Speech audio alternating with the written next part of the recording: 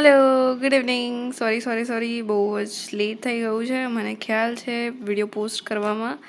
But let start with practical number 7.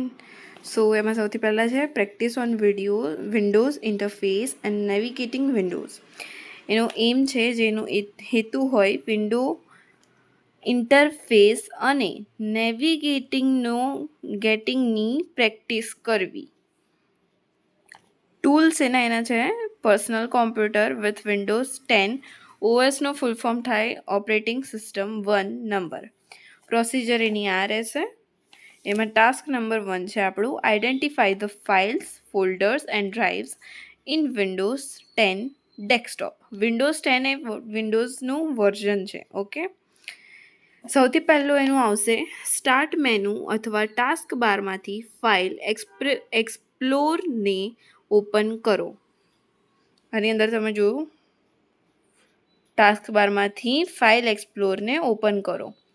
જે blue કલરનું symbol આવે છે ને તમારા લેપટોપ તમારા પીસીમાં, એ ફાઇલ એક્સપ્લોરર કહેવાય. તો એને તમે ક્લિક કરશો ને એટલે તમારું આવું ઓપન થઈ જશે. ઓકે, પછી છે અન્ય રીતથી ફાઇલ એક્સપ્લોરરને ઓપન કરવા માટે shortcut key Windows logo +E.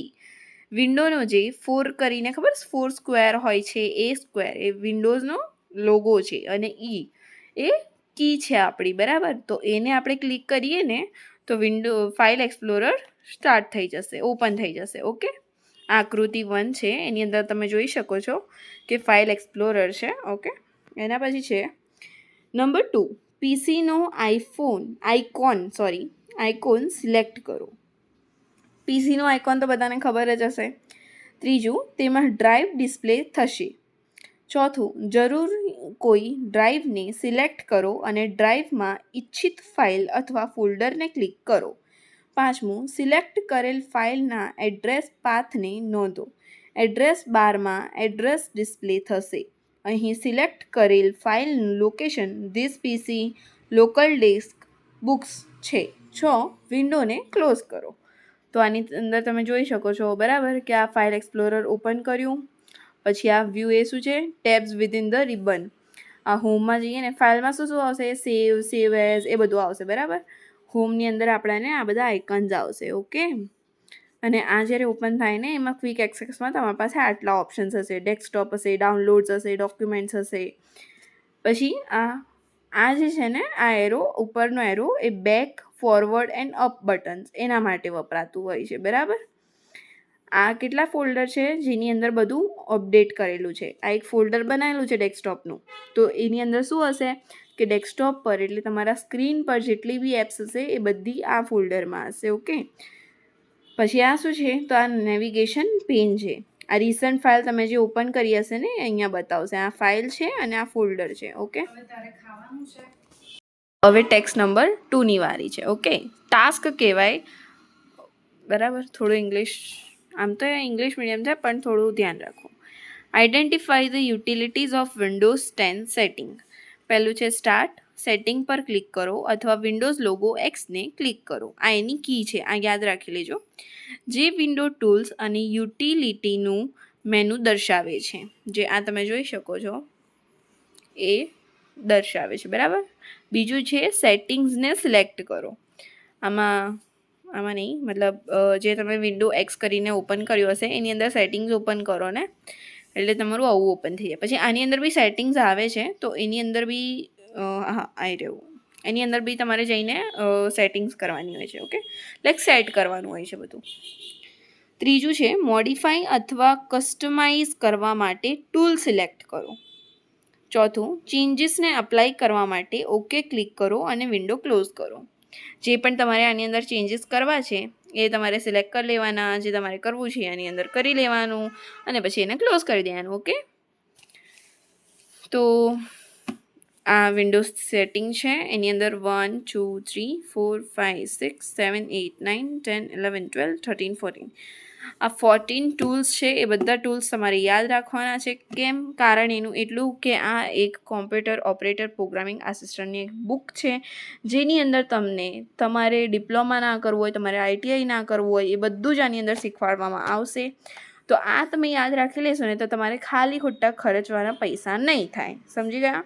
હવે ટાસ્ક નંબર 3 પર આવીએ. એની અંદર application settings and pin up to task bar and start menu.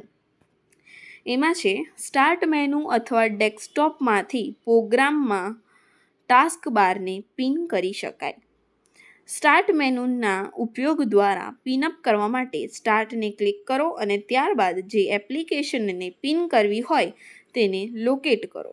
બીજું, એપ્લિકેશનના આઇકોન પર રાઇટ ક્લિક કરો. ત્રીજું, પિન ટુ ટાસ્ક બાર પર ક્લિક કરો. આકૃતિ નંબર 4. આ આકૃતિ નંબર 4 છે.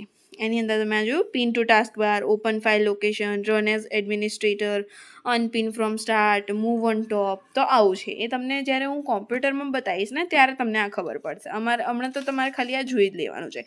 આ પ્રેક્ટિકલની બુક છે એટલે આની અંદર પ્રેક્ટિકલ કરવાનું આવશે. તો તમે જો આ નહીં સમજો ને તો તમારાથી પ્રેક્ટિકલ નહીં થાય. એટલે તમે ના હોય તમારી પાસે કોમ્પ્યુટર, લેપટોપ, તો હું એમ નથી કહેતી કે તમે જીદ જ કરો. બસ તમે મોબાઈલની અંદર પણ જોઈ શકો છો ને. મેં અત્યારે કરાવીશ. જ્યારે પણ હું કરાવું ત્યારે તમારે આ જોઈ લેવાનું છે. અત્યારે તમને ઇમેજીસના થ્રુ તમને ખબર પડી જ જવાની છે બધી. ઓકે, ચલો આપણું લાસ્ટ છે આકૃતિ નંબર 5. એમાં ચોથું છે ડેસ્કટોપના ઉપયોગ દ્વારા પિનઅપ કરવા માટે ડેસ્કટોપ પર એપ્લિકેશનને લોકેટ કરો. પાંચમું, એપ્લિકેશનના આઇકોન પર રાઇટ ક્લિક કરો. છઠ્ઠું, પિન ટુ ટાસ્ક બાર પર ક્લિક કરો. સ્ટાર્ટ મેનુમાં એપ્લિકેશનને પિન કરવા માટે જે એપ્લિકેશનને પિન કરવી હોય તેને ડેસ્કટોપ પર લોકેટ કરો. એપ્લિકેશનના આઇકોન પર રાઇટ ક્લિક કરો. પિન ટુ સ્ટાર્ટ પર ક્લિક કરો. આકૃતિ નંબર 5ની અંદર ઓલરેડી બતાવેલું છે કે આ ઓપન છે, ઓપન ફાઇલ લોકેશન છે. આજે આગળ બતાવ્યું ને એ જ છે. પિન ટુ સ્ટાર્ટ છે, પછી સ્કેન વિથ માઇક્રોસોફ્ટ ડિફેન્ડર છે. આવી રીતે બધા આઇકોન્સ આવશે. એની અંદર તમારે ક્લિક જ કરવાનું હોય છે. એપ્લિકેશનને અનપિન કરવા માટે સ્ટાર્ટ, ડેસ્કટોપ, ટાસ્કબારમાંથી અનપિન કરી ક્લિક કરો. જો મેં તમને આકૃતિ નંબર 4ની અંદર બતાવ્યું કે આવી રીતે તમે અનપિન કરી શકો છો, તો એવી રીતે તમે કરાય. બરાબર? ઓકે, ચલો, થેન્ક યુ, બાય.